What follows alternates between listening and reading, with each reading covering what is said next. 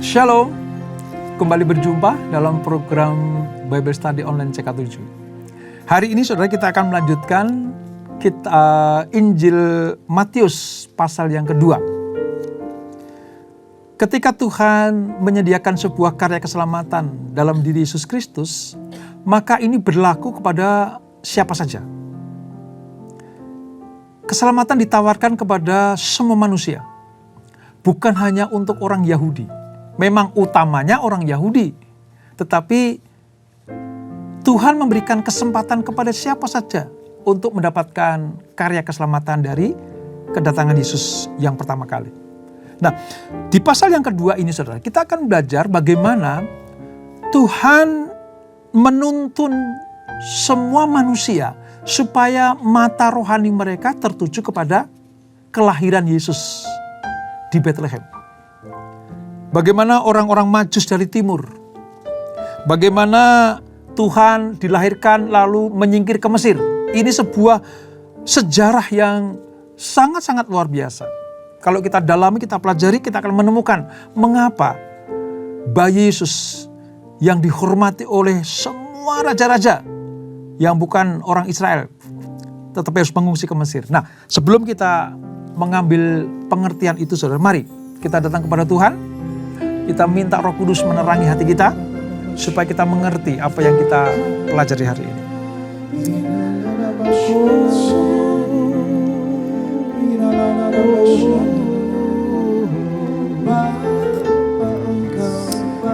Sungguh baik Engkau, sungguh baik Engkau Bapa. Terima kasih Yesus, Juru Selamat kami. Takkan ragu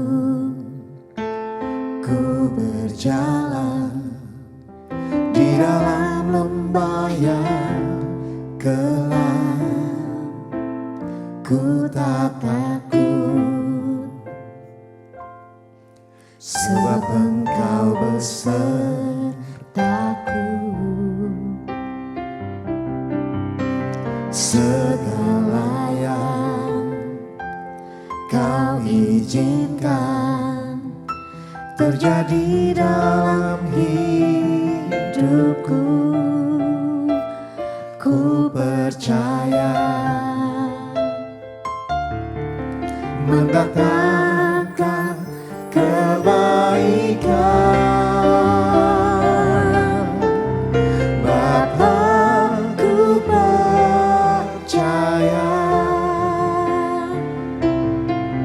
Rancangan-Mu indah, Bapa, ku percaya Kau turut bekerja dalam segala hal, mendatangkan kebaikan bagiku.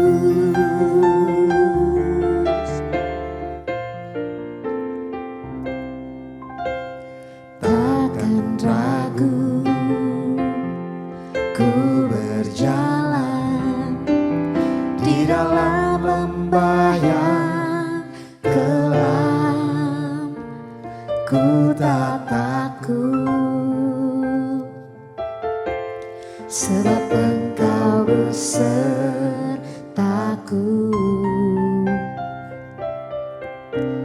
Segala yang Kau izinkan terjadi dalam hidupku, ku percaya mendatangkan kebaikan. Bapa, ku percaya rancangan-Mu indah.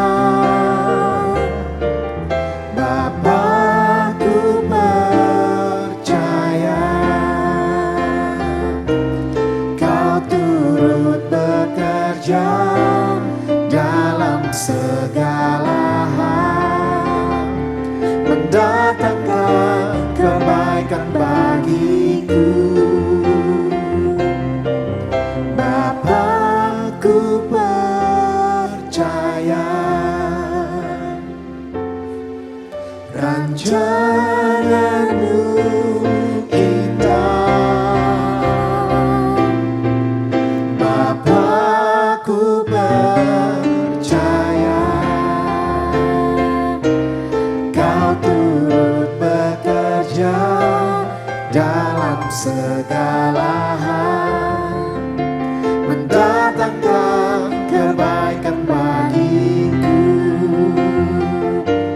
Kau turut bekerja dalam segala hal, mendatangkan kebaikan bagiku.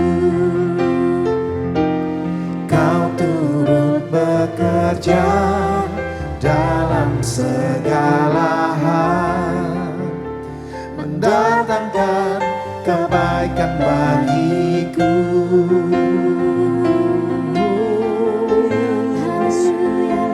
Allah turut bekerja, Allah turut bekerja, mendatangkan kebaikan, mendatangkan damai sejahtera, mendatangkan sukacita.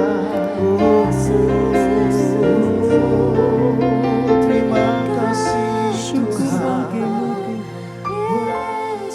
Syukur bagimu Yesus.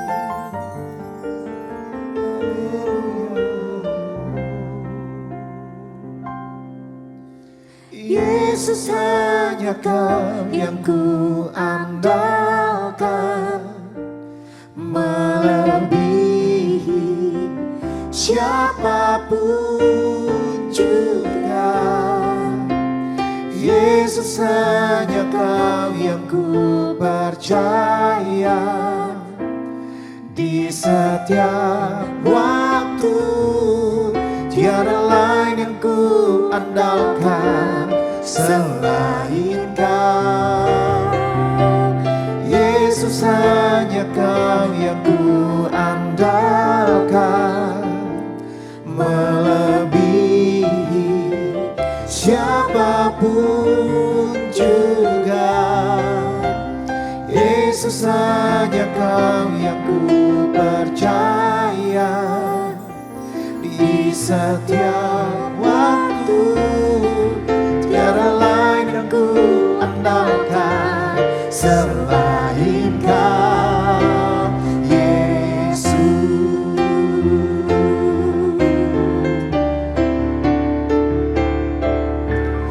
Yesus, hanya Kau yang ku andalkan, melebihi siapapun juga.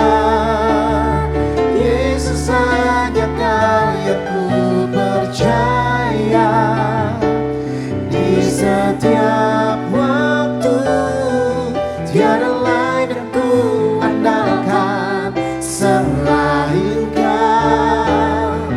Tiada lain yang ku andalkan selain Kau. Tiada lain yang ku andalkan selain Kau, Yesus. Amin, amin, amin. Hanya Yesus yang kami percaya, hanya Yesus yang kami andalkan. Sebab Engkau satu-satunya juru selamat umat manusia yang kami percayai sebagai pembebas kami dari belenggu dosa. Terima kasih Bapa, terima kasih Yesus, terima kasih Roh Kudus atas karya-Mu yang luar biasa. Kalau sebentar kami akan melanjutkan pembelajaran kami, mari urapi kami Tuhan, supaya apa yang kami baca, kami renungkan, kami pelajari, betul-betul membawa kami kepada pembebasan atas kuasa maut, dan kami menerima mahkota kehidupan. Di dalam nama Yesus, mari yang siap belajar firman Tuhan, sama-sama kita katakan, amin. Kita akan membaca dari Injil Matius pasal yang kedua, Perjanjian Baru halaman 2, saudara. Ada beberapa perikop, di antaranya adalah orang-orang Majus dari timur, lalu Yesus menyingkir ke Mesir, lalu ada peristiwa pembunuhan anak-anak di Bethlehem oleh jahatnya Herodes, raja wilayah itu. Lalu bagaimana Yesus kembali dari pengasingan, pelariannya ke Mesir, kembali ke Israel atau ke tanah kelahirannya. Nah, kita akan membaca dari ayat 1 sampai dengan ayat ke-12. Nanti bila kita temukan hal-hal yang penting, kita akan membaca ayat-ayat berikutnya. Demikian firman Tuhan. Orang-orang Majus dari timur. Sesudah Yesus dilahirkan di Bethlehem di tanah Yudea pada zaman Raja Herodes, datanglah orang-orang Majus dari timur ke Yerusalem dan bertanya-tanya, "Di manakah dia, raja orang Yahudi yang baru dilahirkan itu? Kami telah melihat bintangnya di timur dan kami datang untuk menyembah dia." Ketika Raja Herodes mendengar hal itu, terkejutlah ia beserta seluruh Yerusalem. Lalu dikumpulkannya semua imam kepala dan ahli Taurat bangsa Yahudi. Kemudian dimintanya keterangan dari mereka, di mana Mesias akan dilahirkan. Mereka berkata kepadanya, "Di Bethlehem, di tanah Yudea, karena demikianlah ada tertulis dalam kitab Nabi. Dan engkau Bethlehem, tanah Yehuda, engkau sekali-kali bukanlah yang terkecil di antara para pemimpin Yehuda, karena dari engkaulah akan bangkit seorang pemimpin yang akan menggembalakan umatku Israel." Lalu dengan diam-diam Herodes memanggil orang-orang Majus itu dan dengan teliti bertanya kepada mereka, kapan bintang itu tampak. Kemudian ia menyuruh mereka ke Bethlehem, katanya, "Pergi dan carilah anak itu dengan teliti. Dan segera sesudah kamu menemukan dia, kabarkanlah kepadaku supaya aku pun datang menyembah dia." Setelah mendengar kata-kata raja itu, berangkatlah mereka. Lihatlah, bintang yang mereka lihat di timur itu mendahului mereka hingga tiba dan berhenti di atas tempat anak itu berada. Ketika melihat bintang itu, mereka sangat bersukacita. Mereka masuk ke dalam rumah itu dan melihat anak itu bersama Maria, ibunya. Lalu sujud menyembah dia. Mereka pun membuka tempat harta bendanya dan mempersembahkan persembahan kepadanya, yaitu emas, dupa, dan mur. Setelah diperingatkan dalam mimpi supaya jangan kembali kepada Herodes, pulanglah mereka ke negerinya melalui jalan lain. Nah, ini sebuah sepenggal peristiwa bagaimana setelah kelahiran Yesus, orang dari berbagai macam suku bangsa, termasuk orang-orang yang non-Yahudi, justru datang untuk menyembah bayi Yesus yang lahir di Bethlehem. Nah, kita perlu ketahui saudara dan kita pahami bahwa orang-orang Majus, mereka ini adalah anggota dari suatu golongan keagamaan yang terpelajar, terkemuka, terpandang di wilayah yang sekarang ini disebut sebagai Iran, ya, timur. Jadi sebelah timur dari Yerusalem itu wilayah Iran sana. Mereka adalah astronomi pada zaman dulu yang tahu tentang seluk-beluk suasana langit, entah matahari, bulan, dan bintang. Sebab mereka mengkhususkan diri pada astrologi dan ilmu kedokteran, bahkan ilmu pengetahuan alam. Kunjungan mereka pada saat Yesus lahir itu diperkirakan, ada yang memperkirakan ketika Yesus umur 40 hari. Namun ada yang bilang juga lebih daripada setahun. Kita nggak akan singgung itu ya, entah 40 hari atau lebih dari setahun. Tapi yang penting, inti dari datangnya orang Majus itu adalah Yesus itu layak mendapatkan penghormatan dari segala lapisan masyarakat. Bahkan orang cerdik pandai, raja-raja, orang terkemuka, orang terpelajar pun harus taat, tunduk, sujud, menghormat kepada Yesus. Kabar tentang kelahiran Yesus datang kepada para gembala. Itu strata terendah dalam susunan orang-orang Israel, saudara. Gembala itu terendah karena di Efrata itu padang gembalaan banyak rumputnya, saudara. Itu adalah tempat di mana para gembala itu menggembalakan kambing dombanya di situ. Dan mereka tidur di situ. Jadi kalau ada gembala tidur bersama dengan kambing-kambingnya, itu punya dua pengertian. Yang pertama, memang kambing-kambing itu milik mereka. Tetapi ada pengertian juga bahwa mereka adalah orang-orang upahan. Orang-orang kaya di Israel, ya, di Yehuda itu atau Yerusalem punya peternakan kambing domba dan mengambil orang-orang untuk diupah menjaganya, menggembalakannya. Jadi kabar baik diberitakan kepada orang-orang yang dipandang rendah, tidak terpelajar, jauh dari Yerusalem. Bukan ahli Taurat orang Farisi. Tapi kabar baik itu datang dari malaikat Gabriel kepada para gembala, strata terendah. Tapi dari kita baca tadi, saudara, orang-orang Majus, orang-orang timur, non-Israel, non-Yehuda, datang ke Bethlehem. Itulah orang-orang yang terpelajar. Artinya, Tuhan Yesus mau menjadi Tuhan dari golongan paling rendah sampai paling atas sekaligus. Pentingnya kisah ini kita pelajari adalah Yesus layak memperoleh penghormatan sebagai raja dari seluruh umat manusia dari golongan apapun. Dan baik orang Yahudi maupun non-Yahudi, mereka harus mendapatkan anugerah keselamatan lewat penebusan Allah dalam diri Yesus Kristus. Ini inti dari peristiwa orang Majus datang ke Bethlehem. Di sebaliknya, saudara, ada imam-imam kepala.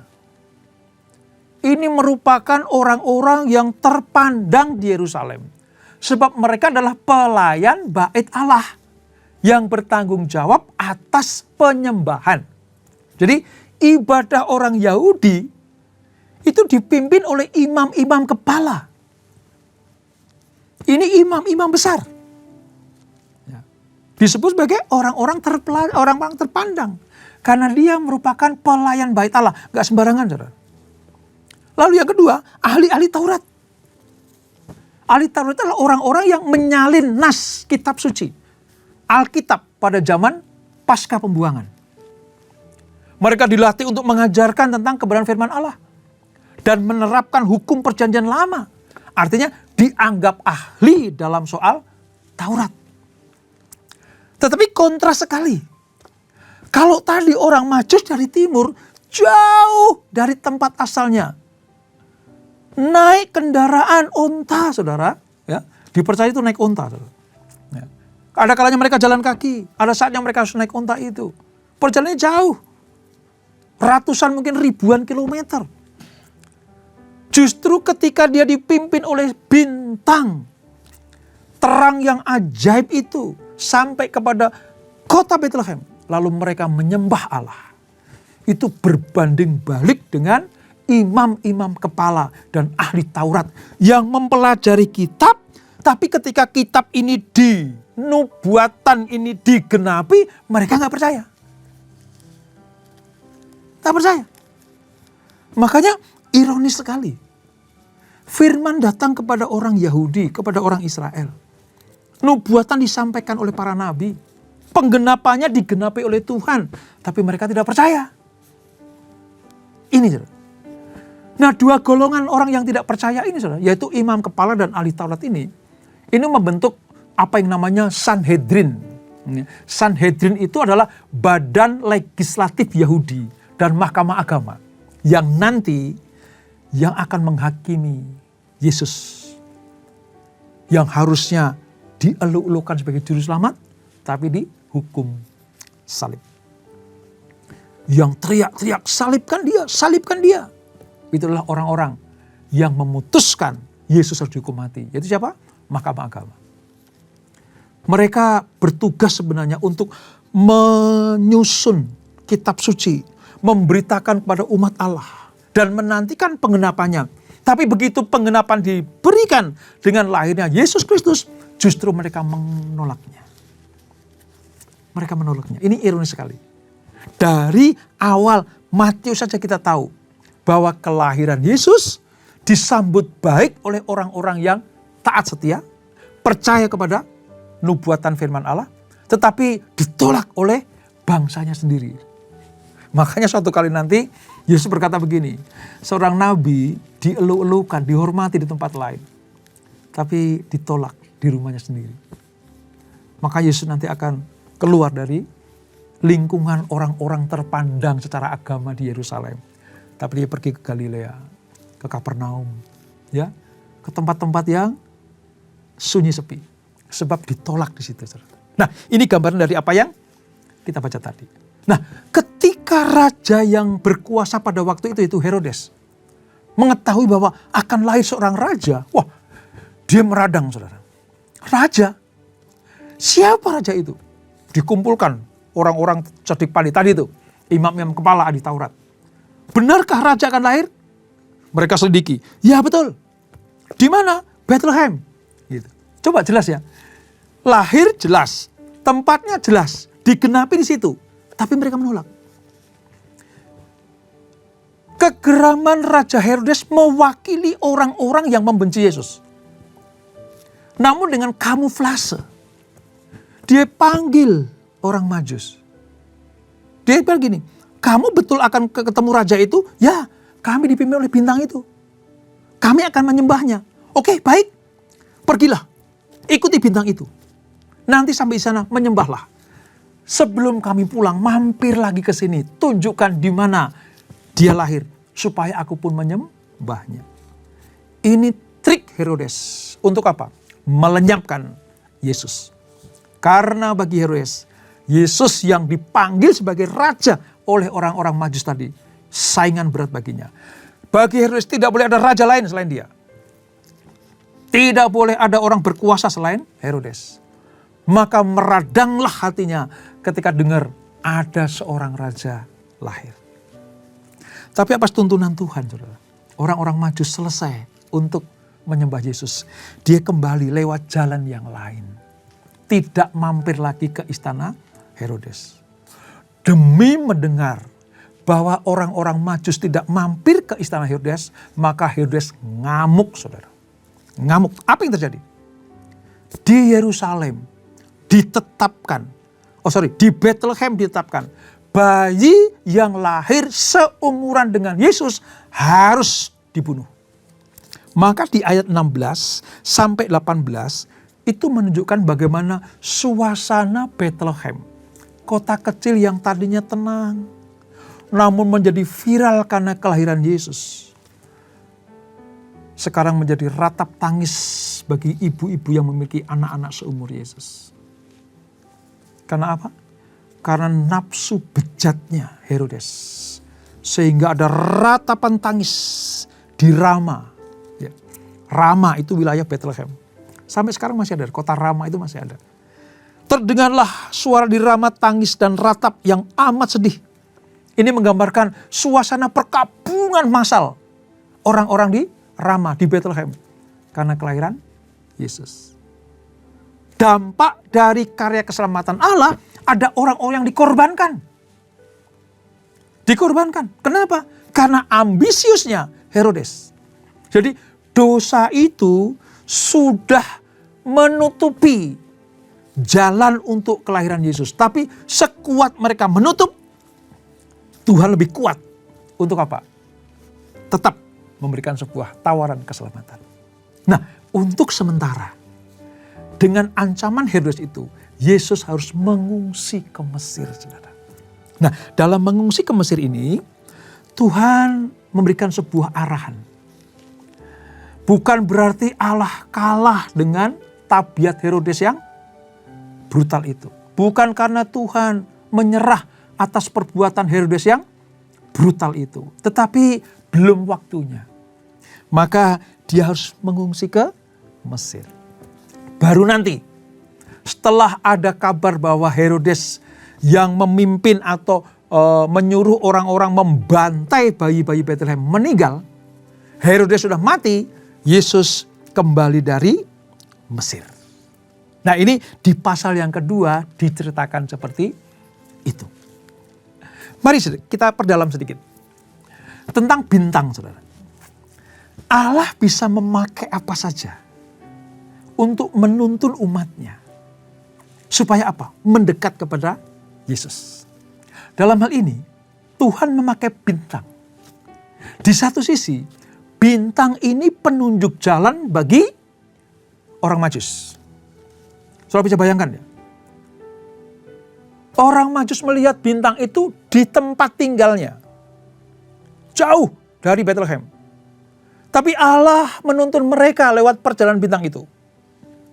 Artinya Allah bisa pakai apa saja untuk membawa umat manusia datang kepada Yesus. Bisa pakai bintang, bisa pakai suasana kehidupan dunia ini, peristiwa-peristiwa yang Tuhan izinkan, ya, itu bisa. Tapi bintang yang sama yang membawa orang Majus datang ke Bethlehem itu membuat Herodes ketakutan, saudara. Artinya ada pihak yang tidak suka juru selamat lahir ke dunia. Siapa itu? Iblis. Herodes mewakili iblis, kerajaan kegelapan yang tidak suka dengan hadirnya bintang yang menuntun manusia datang kepada Yesus untuk menyembah Yesus. Bintang membawa dua dampak. Satu, membawa keselamatan. Yang kedua, kengerian dan ketakutan. Rupa-rupanya, peristiwa kelahiran Yesus di satu pihak membawa berita sukacita bagi anggota kerajaan Allah. Tetapi berita yang sebaliknya, berita penghukuman, berita penghakiman bagi anggota kerajaan kegelapan yang diwakili oleh Herodes. Nah, kita sebagai umat Allah yang percaya kepada Yesus, lewat peristiwa orang Majus yang dipimpin bintang ini, mari, kalau kita sudah menerima Yesus sebagai Tuhan dan Juru Selamat, jadilah pembawa kabar baik. Ketika kita dituntun untuk percaya kepada Yesus, jadilah pembawa kabar baik. Jangan kompromi dengan kuasa kegelapan yang dilambangkan oleh orang Majus yang mengambil jalan lain atas tuntunan Tuhan. Tadi dikatakan ya, setelah diperingatkan dalam mimpi. Artinya Allah memberikan mimpi kepada orang Majus untuk tidak kembali ke Herodes, tapi jalan lain. Artinya tidak kompromi dengan dunia, tidak kompromi dengan iblis, tidak kompromi dengan Herodes yang membenci kelahiran Yesus. Saya yakin dan percaya, orang Majus jauh-jauh datang ke Bethlehem untuk menyembah. Pasti pulang dari Bethlehem, dia mengabarkan berita sukacita itu. Mengabarkan berita sukacita. Seperti para gembala yang ketika melihat bayi Yesus di palungan, mereka segera berteriak-teriak, ada sukacita surgawi. Yesus Juru Selamat sudah lahir ke dunia. Berita para gembala itu bergema di seluruh Israel. Demikianlah orang-orang Majus datang dari negaranya. Kembali pasti memberitakan sesuatu yang luar biasa. Kalau bukan hal yang penting, gak mungkin akan jalan dari timur sampai ke Bethlehem. Nah, ini pelajaran buat kita semuanya. Ketika kita diselamatkan oleh Tuhan Yesus lewat karya penebusannya, tugas kita mewartakan kabar baik itu. Keselamatan harus sampai kepada semua bangsa. Tuhan berkata, ya, nanti kita akan temukan kalimat ini. Dari Yerusalem, Yudea, Samaria, sampai ujung bumi. Beritakanlah kabar sukacita, kabar keselamatan. Nah, ini saudara. Tentang Yesus mengungsi ke Mesir. Bahkan sejak dia lahir ke dunia pun, sengsara Yesus itu sudah dimulai dari sejak bayi. Beberapa kali saudara, saya melewati rute antara Israel, Bethlehem itu Palestina sekarang ini, ke Mesir. Wah, jauh sekali saudara, jauh sekali, jauh. Naik kendaraan saja capeknya luar biasa. Hampir 1 hari penuh itu, naik kendaraan. Saya bisa bayangkan bagaimana Yusuf, Maria, dan bayi Yesus itu dengan naik binatang keledai. Aduh saudara, jalannya pelan, Saya nggak tahu ditempuh dalam waktu berapa hari. Itu pasti berat. Tantangannya banyak. Padang gurun. Ya, susah untuk cari tempat bernaung. Jadi sejak bayi pun Yesus sudah diperkenalkan dengan apa yang namanya penderitaan. Nah, konsep juru selamat yang menderita ini ditolak mentah oleh ahli Taurat orang Farisi, oleh ahli agama tadi, oleh Sanhedrin tadi. Raja kita bukan seperti itu. Raja kita tidak lahir di palungan. Raja kita tidak menderita. Raja kita tuh kuat, gagah, perkasa, mampu mengalahkan orang Roma. Jadi konsep raja yang lahir bagi pembebas orang Israel itu raja seperti Herodes, raja seperti Fir'aun, ya, raja seperti Nebukadnezar yang gagah secara fisik. Tapi Yesus dari bayi pun sengsaranya sudah kelihatan sekali. Mengungsi ke Mesir, saudara. Wah, itu luar biasa. Nah, dalam hal mengungsi ke Mesir sebenarnya itu sebuah penggenapan nubuatan. Karena dari Mesir ku panggil anakku. Nabi Yesaya bilang seperti itu. Artinya kehidupan Yesus itu menggenapi nubuatan para nabi. Tapi sayang, oleh ahli-ahli Taurat orang Farisi, imam-imam kepala, ditolak mentah-mentah. Jadi dalam hal ini, mereka yang hidup dalam kebenaran, dalam terang, di dalam rencana Allah, itu tidak serta-merta luput dari penderitaan. Yesus pun harus mengungsi ke Mesir. Jadi kalau kita sebagai pengikut Yesus, anak-anak Tuhan, murid-murid Yesus, domba-dombanya Yesus, mengalami penderitaan dan aniaya, lumrah, saudara. Sebab Tuhan kita, Allah kita, Juru Selamat kita pun mengalami hal yang sama. Dengan demikian, penderitaan itu bagian dari hidup kita. Ujian iman kita. Seperti Yesus diuji. Ngungsi ke Mesir sejak bayi. Ya, nanti waktu diurapi oleh Tuhan penuh dengan Roh Kudus. Diuji, dicobai. Jadi kalau Yesus diuji dan dicobai, kita apalagi? Ya. Tapi jadilah seperti orang Majus. Yang setia kepada tuntunan Tuhan lewat mimpi. Kalau kita setia kepada Tuhan lewat firman yang diberikan buat kita semuanya. Maka hidup kita akan menjadi alat kemuliaan Tuhan. Sebagai pembawa kabar sukacita. Seperti para gembala bersaksi atas kelahiran Yesus. Seperti orang Majus yang taat tuntunan Tuhan untuk menyelesaikan tugasnya. Setelah menyembah Raja, yaitu di Bethlehem Yesus Kristus. Lalu mereka mewartakan kabar sukacita itu. Dengan demikian, saudara dan saya, bukan golongan Herodes yang menolak Yesus. Tetapi golongan gembala-gembala, orang Majus yang datang kepada Tuhan, menyembah Tuhan, sujud kepada Tuhan Yesus, membawa persembahan. Disebutkan tadi, emas, kemenyan, dan mur. Wah, itu pengertiannya dalam sekali, saudara.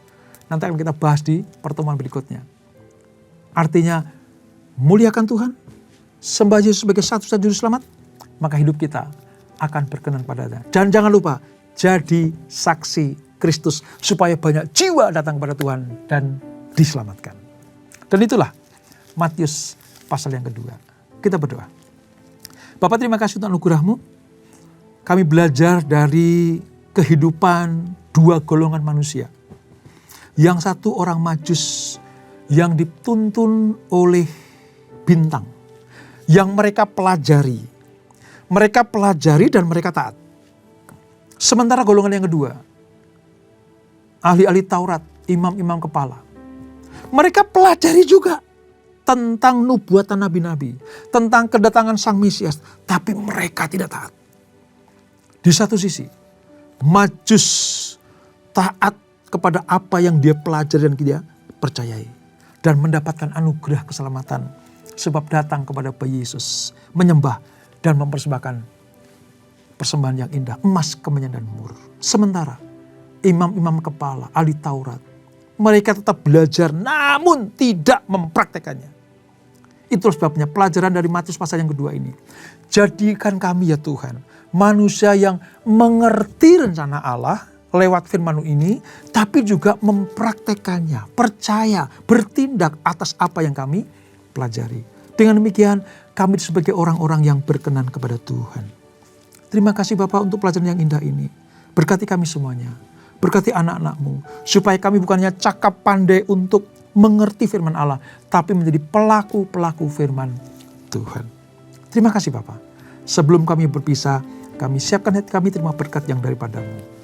Kekasih-kekasih Kristus, arahkan hatimu pada Tuhan. Terimalah berkat kasih anugerah dari Allah Bapa yang berlimpah-limpah dalam anak yang tunggal Tuhan Yesus Kristus, dan persekutuan yang manis dalam Roh Kudus menyertai kita semuanya. Mulai saat ini sampai Maranatha, Yesus datang yang kedua kali menjemput kita semuanya, bertemu di awan-awan yang permai, menikmati kemuliaan kekal sampai selama-lamanya. Yang diberkati, sama-sama kita katakan amin. Tuhan Yesus memberkati.